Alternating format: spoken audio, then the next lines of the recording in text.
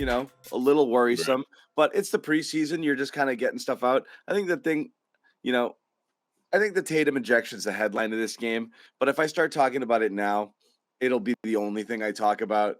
And then that's just what we'll end up doing. And then everyone's just going to be mad the whole time and everyone's just going to yell at me. And so be it.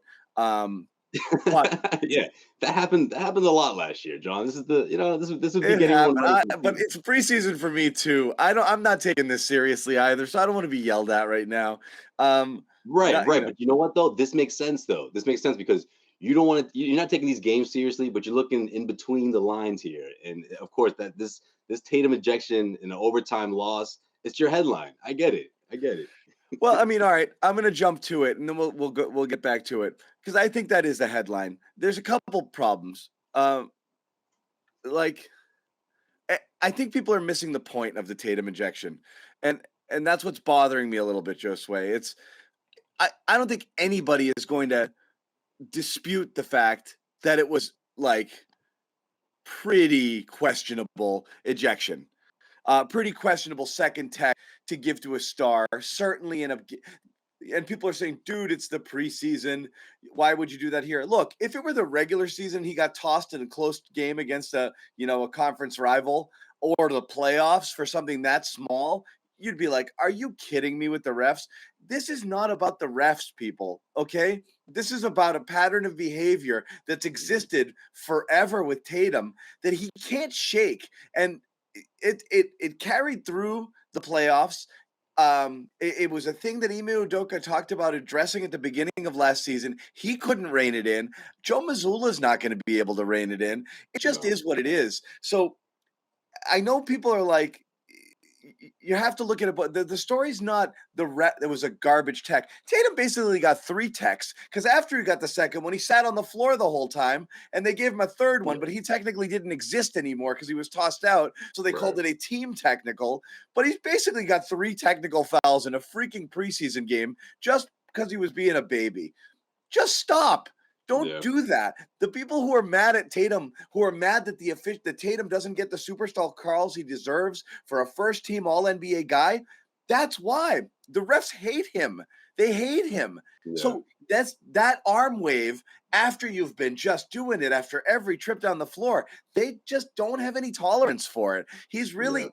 He's put himself in a bad spot vis-a-vis the refs because you want him to get superstar calls. You want him to get that treatment. He's just not getting it. I don't know if he's going to get it unless something snaps and he changes, and I just don't get it. I don't know if you feel the same way, but my reaction is, yeah, it was a garbage ejection, but like, come Yeah. on, man. Like Yeah. just quit it already.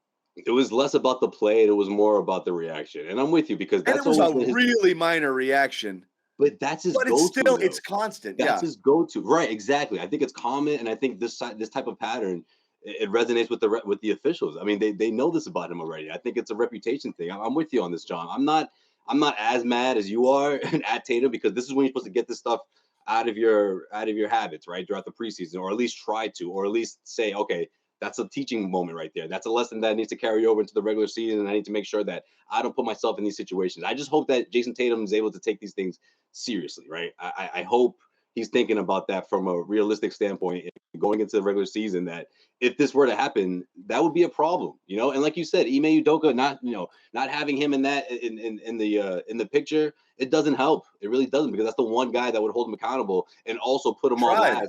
blast after the game. And look, that's not to say if Joe Mazzulla does that's going to help, because he's the new guy right now. He's in a new spot, so he's got to tread lightly with this thing. And Tatum knows better. He should really know better right now. We have to he's got to be more accountable for these kind of things, because this isn't the second, third, or fourth year. He's been through this. Yeah, and the fact that it's Yeah. preseason actually makes it all the more embarrassing. What are you throwing tantrums for in games that don't matter? Even minor ones. That stuff Yeah. should roll off you. You don't need to fight for calls. It's a Uh, it- superstar it- flex, I call it. That's what it is. It's a sure, that's fine. superstar flex. And It's like, like, yeah, there's people in the chat, Josue, who are like, "Well, there shouldn't be any bias in refereeing." There shouldn't, but there is, and that's the reality of it. And what I yeah. don't understand is, Because they're I human mean, beings, John, right? Like, yeah, of course they're going to be a little biased if you keep doing that throughout the course of the game, and they know that you're that guy to react that way, throughout. Everyone responds to that kind of stuff. Everyone. You're right. It's human nature. Like, Right. if you just keep getting beat on over and over again, you're like, oh, man, I'm not giving this guy the benefit of the doubt on any of this stuff. So you lose a lot of those 50-50s. And yeah, it's wrong. That's not how refs are supposed to react. But we know that's what they do. We know superstars get calls. We know Jayson Tatum doesn't get a lot of them when he goes to the basket. He's constantly frustrated by it. It's it's the chicken or the egg thing. He's frustrated because he's not getting the calls. He might not be getting the calls because he's showing his frustration, showing up the refs left and right. I don't think that's Yeah. that ridiculous to say. What But I don't get you know is why it's disappointing though? You know why? Like from a CLNS Garden report standpoint, because first we'll get into it later, I'm sure. But first, the text messages and the stuff that you're talking about with Derek White, right before he goes off, like the best preseason performance of his life, right? And then second, you go on this. I think it was literally the tweet was like minutes before Tatum hit that first 3-pointer. When you're like, oh great, he's 2 for what is it, 18 throughout these first 3 preseason games, and then boom, 1-3, and then Yeah. boom, another. He starts heating up. He starts heating up in the second half. Going into the fourth quarter, and then he gets himself ejected. It's like, man, like this is Yeah. the sort of 180 that we've seen from Tatum before, where he can go ice cold. He can go, historically bad from the floor, and then just turn it around like that. And he just started doing that before he got ejected. He did. He hit a couple, but overall he finished 3 for 10. And I'll pull up the numbers. The other side of the Jayson Tatum thing, and See, again, that wouldn't have been the case. He wouldn't have shot 30%, John. He would have made at least 2 or 3 more if he stayed in it, man. who knows? And it's possible, but it was a pretty crappy preseason for him all total. But like Yeah, that's the great. thing is you'll excuse the shooting, but you want to see a little bit more of it. With this other stuff, again, like I said, it's almost like if like you were conducting like experiments on humans and they're like in a controlled environment, and like every time you touched one doorknob, it would shock you, and so. By now Tatum should know not to shock that doorknob, like not to touch that doorknob. Like, has he though, John? but but he hasn't. That's what's amazing is like it's See, simply a matter of cause and if you behave a certain way, this happens. If you right. don't, the other thing happens. Just stop touching the shock buzzer. Because every time you do that, every time you bitch with the refs, it goes worse for you. So stop.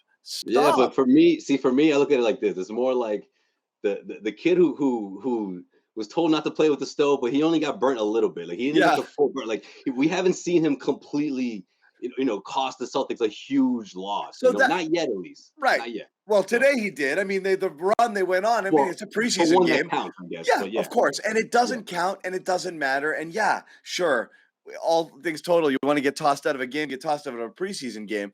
But it is just infuriating at this point. And I tweeted that as like, you're right. He hasn't done one that's cost them a game yet.